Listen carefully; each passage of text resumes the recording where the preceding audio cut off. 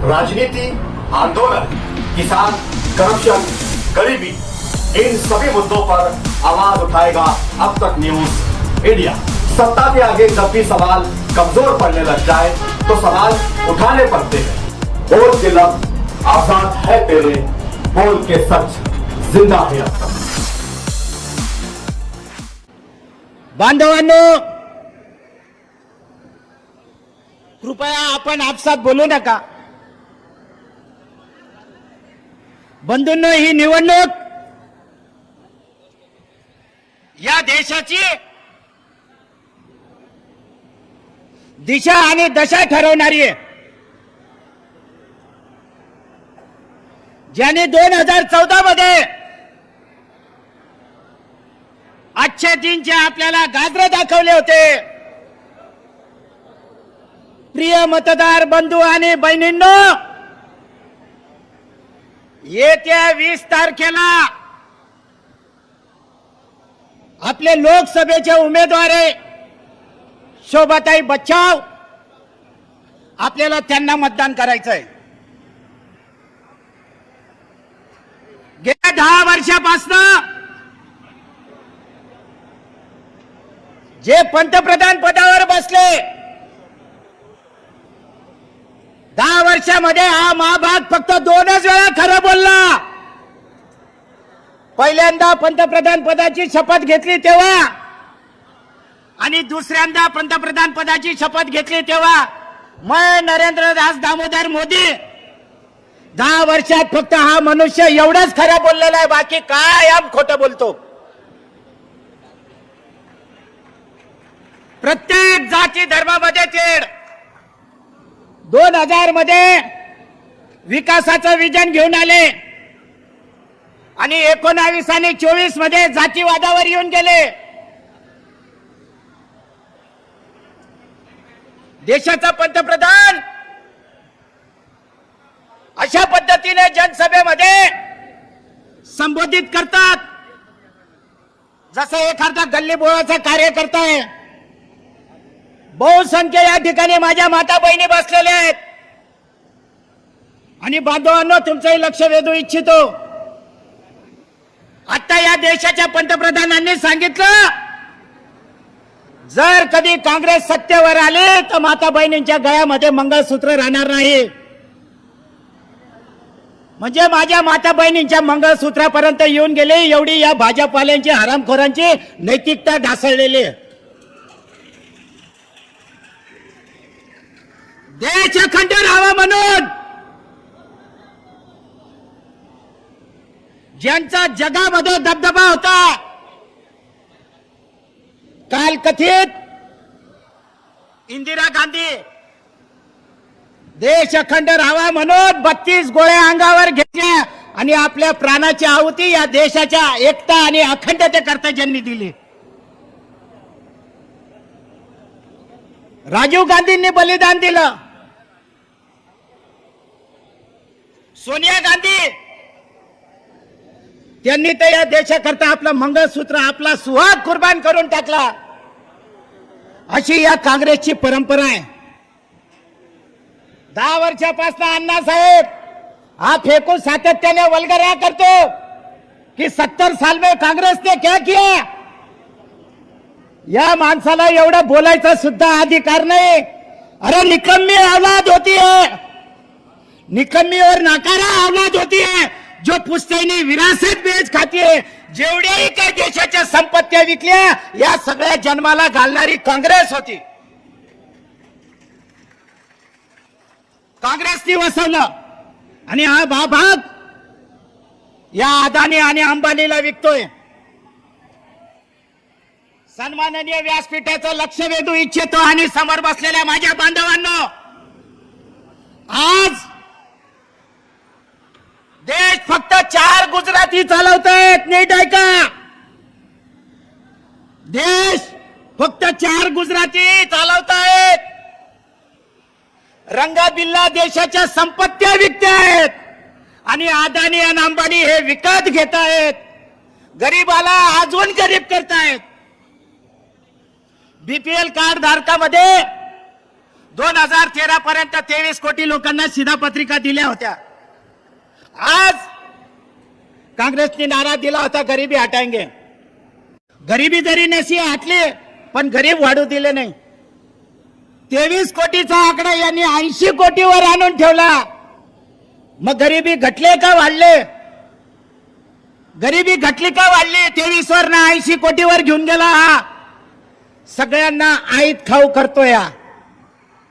देश झपाट्याने विनाशाकडे चाललेला आहे. 140 कोटी लोकांना दम भरणारा हा देशाचा पंतप्रधान, अरे जो स्वतःची बायको नाही सांभाळू शकला, या 140 कोटी लोकांना काय सांभाळणार आहे बांधवांनो?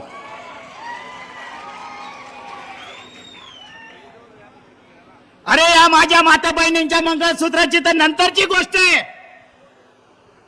अरे ज्या विश्वासाने ती आमची बहीण तुझ्या घरामध्ये आली, अरे तिच्या सुद्धा मंगळसूत्राची तू लाज राखू शकला नाही रणछोड. काय अधिकार आहे याला असं बोलायचा? विपक्षवाले याला प्रश्न विचारतात तर हा त्याच्या मागे ईडी शिडी बिडी असे सगळे सशे मिरे लावतात. देशामध्ये 140 कोटी लोकांचा विश्वास होता. त्या विश्वसनीय एजन्सिया, मग ईडी असो, इन्कम टॅक्स असो, आयबी असो, रो असो, स्वतःची बायको सोडली आणि आपल्या मांडीवर बसून या सगळ्या एजन्सिया या सगळ्या विपक्षांच्या अंगावर सोडलेल्या आहेत. हा झाला आता व्यासपीठावर बसलेल्या नेत्यांचा विषय. जर लोक रस्त्यावर आंदोलन करतात, सत्ता हातात असल्या, ज्याच्या हातात सत्ता असते त्याच्या हातात ही खाकी असते. आंदोलन चिरडायचं काम या खाकीच्या माध्यमातून करतायत बांधवांनो. दुःखाने सांगावं लागतं, 78 वर्ष होऊन गेले आपल्या देशाला स्वातंत्र्य मिळून. अरे आपण तनाने तरी स्वातंत्र्य होऊन गेलो, पण मानसिकतेच्या गुलामीतनं आजही आपण बाहेर बांधवांनो पडलेलो नाहीये. ज्या पद्धतीने 10 वर्षात यांनी देश चालवलेला आहे, 55 वर्ष तब्बल काँग्रेसने या देशावर एक छत्री राज्य केलेलं आहे. जर ज्या पद्धतीने देश जर अशा पद्धतीने काँग्रेसने चालवला असता तर कुठल्या राजकीय पक्षाचा उदय झाला नसता, एवढ्या पक्षाचे नेते या ठिकाणी व्यासपीठावर बसले नसते बांधवांनो. सत्तेची मस्ती इतकी. आता माझ्या पूर्वी एक बांधव बोलत होते, तर मी तुम्हाला या ठिकाणी असं सांगतो कि डरा हुआ तानाशाह, नीट ऐका, कि डरा हुआ तानाशाह मरा हुआ लोकतंत्र चाहता है. म्हणजे नेत्यांना बोलू द्यायचं नाही, कार्यकर्त्यांना आंदोलन करू द्यायचं नाही. तो फिल्म इंडस्ट्रीचा भांड अक्षय कुमार या पंतप्रधानाच्या घरी गेला होता मुलाखत घ्यायला. 10 वर्ष झाले अजून फक्त रेडिओतनच मन की बात करतात, पण लोकांसमोर येत नाही आणि स्वतःला 56 इंचीचे म्हणतो. मला चांगलं आठवतं, एक दिवंगत फौजीच्या बायकोने कोरियरने या 56 इंचच्या छातीवाल्याला 56 इंचची ब्रा पाठवली होती. हे तुम्हाला माहिती आहे का? असा या देशाचा हा कायर पंतप्रधान आहे. स्नोक कांड हाऊस मध्ये झालं होतं,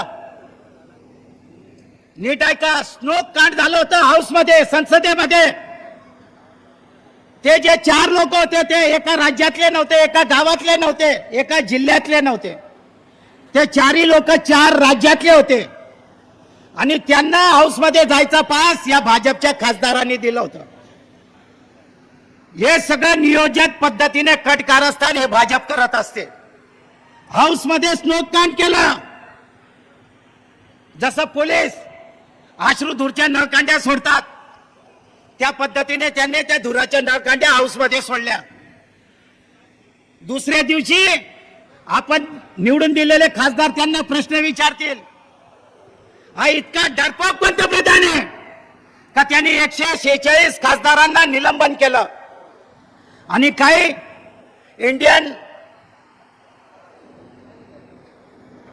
इंडियन पिनल कोड यामध्ये काही त्यांनी अमेंडमेंट केल्या.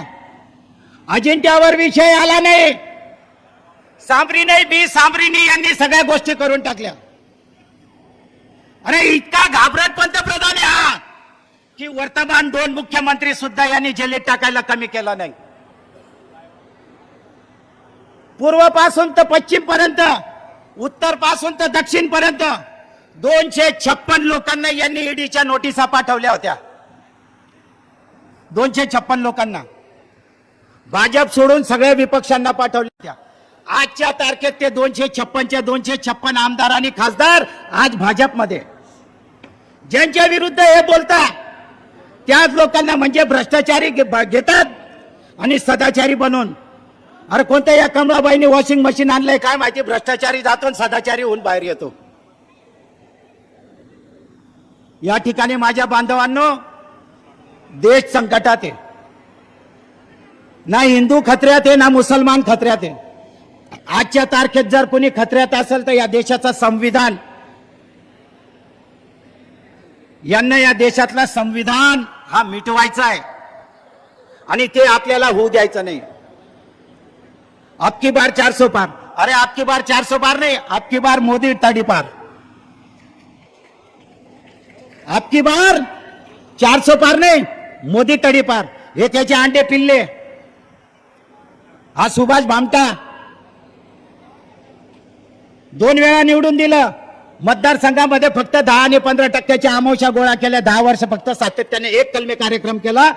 10% आणि 15%. स्वतःला हिंदुत्ववादी म्हणतात. खासदाराच्या शिफारशीवर बालाजी मंदिर मध्ये दर्शनाला प्रवेश मिळतो तर त्याचा तो शांत्या 10,000 रुपये 15,000 रुपये घेऊन मंदिराच्या दर्शनाचे शिफारशीचे पास देतात. अरे यांच्या अंगामध्ये हिंदुत्वाचा अणू रेणू सुद्धा नाहीये. राहिला अयोध्येचा विषय, नीट ऐका. अयोध्येला मी गेलो होतो. माझा मुलगा 2.5 वर्षाचा होता आणि मुलगी 6 महिन्याची होती. दारावर तुळशी पान ठेवून गेलो होतो अयोध्येला मी. आणि माझ्या अर्धांगिनीला मी सांगितलं होतं, आलो तर तुझा नाही तर रामाचा. आणि 90 मध्ये इतक्या मोठ्या प्रमाणावर कारसेवकांचा नरसंहार झाला. तत्कालीन पंतप्रधान, नीट ऐका व्यासपीठावरच्या लोकांनो, आणि तुम्ही तर खास करून ऐका.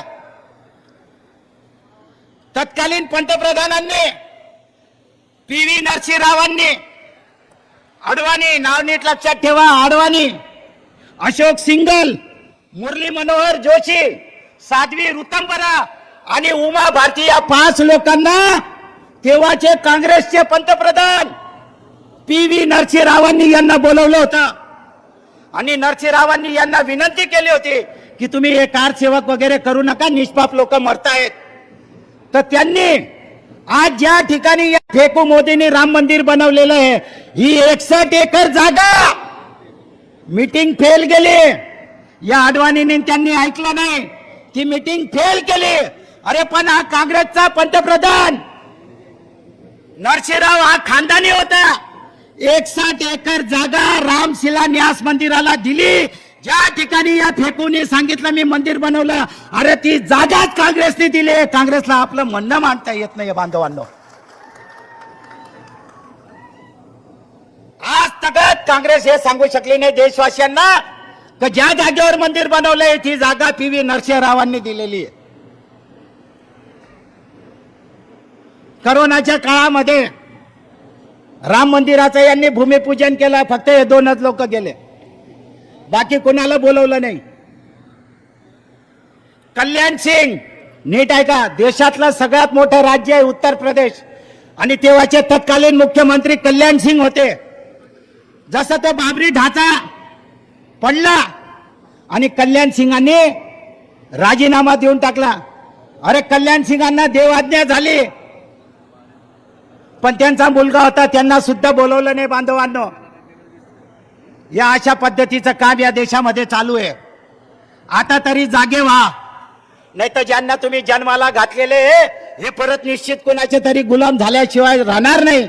आणि यांची मस्ती इथपर्यंत गेलेली आहे. जर कधी बहुमताने ते केंद्रामध्ये बसले तर या देशाचं संविधान राहणार नाही. आणि माझ्या माहितीप्रमाणे या देशातली लोकशाही पद्धतीची ही शेवटची निवडणूक राहणार आहे. या निवडणुकीचं परिवर्तन करायची क्षमता तुमच्यामध्ये आहे. करणार की नाही? बैरा जोरात बोला, करणार की नाही? मत पंजाला द्यायचं आहे. जय हिंद, जय महाराष्ट्र.